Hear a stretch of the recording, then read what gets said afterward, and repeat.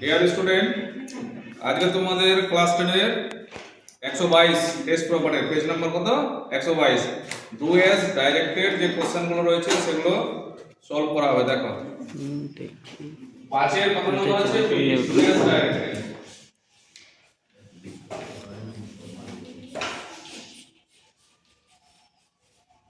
Do as directed question number দেখো এক নম্বর কোশ্চেন বলেছে the river is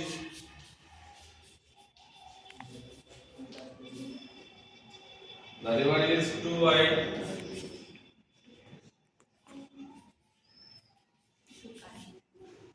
to cross.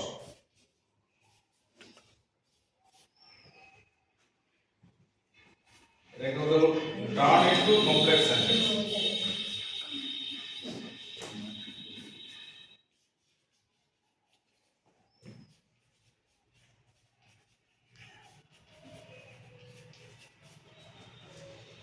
দেখো কোশ্চেনে কি বলছে the river is too wide to cross turn into complex sentence। এটাকে কি করতে হবে জটিল বাক্য করতে হবে।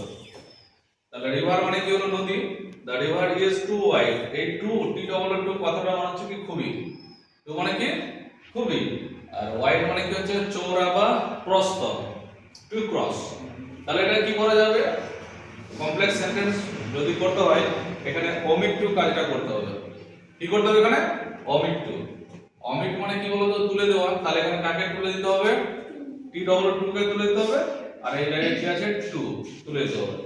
আর এখানে ধরতে হবে কি সাবজেক্ট যেটা আছে না দ্য রিভার, এখানে যদি ব্যক্তিবাচক যদি হতো তাহলে হি বা সি বসাতাম বা অন্য কিছু প্রনাউন বসতো দ্বিতীয় সেন্টেন্সের ক্ষেত্রে, কিন্তু এখানে দেখো ব্যক্তিবাচকের মধ্যে হচ্ছে না। তাহলে দ্য রিভার আছে এটাকে ধরে নিতে হবে কি মানে বস্তুবাচকের মধ্যে ধরে নিতে হবে। তাহলে নেক্সট যেটা সাবজেক্ট আসবে সেটাতে আসবে ইট। তাহলে অ্যানসার লিখে দেখো দ্য রিভার এই যে টু আছে না এই টুটা তুলে করতে হবে কি so, the river is so wide. তারপরে কি হবে দ্যাট, এখানে দ্যাটের পরে একটা সাবজেক্ট বসবে। আবার শোনো এখানে যদি ব্যক্তি থাকতো তাহলে আমি কি করতাম হি বা সি বসাতাম, ব্যক্তি নাই বলে এখানে দ্বিতীয় সাবজেক্ট কি হবে ইট। এখন দেখো এটা কি হচ্ছে প্রেজেন্ট টেন্স, এটা ইজটা কি আছে প্রেজেন্ট টেন্সের মধ্যে দেওয়া আছে বলে এখানে কি করতে হবে ক্যান নট করতে হবে, ঠিক আছে। আর যদি এখানে পাস্ট টেন্স থাকতো ওয়াজ বা ওয়্যার তাহলে এখানে কি করতে হতো কুড নট। তাহলে দ্যাট ইট ক্যান নট,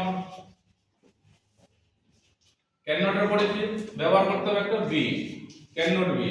এবার ক্রস এর কি করতে হবে 3 নম্বর ফর্ম লিখতে হবে। তাহলে ক্রসটা হবে কি ক্রস।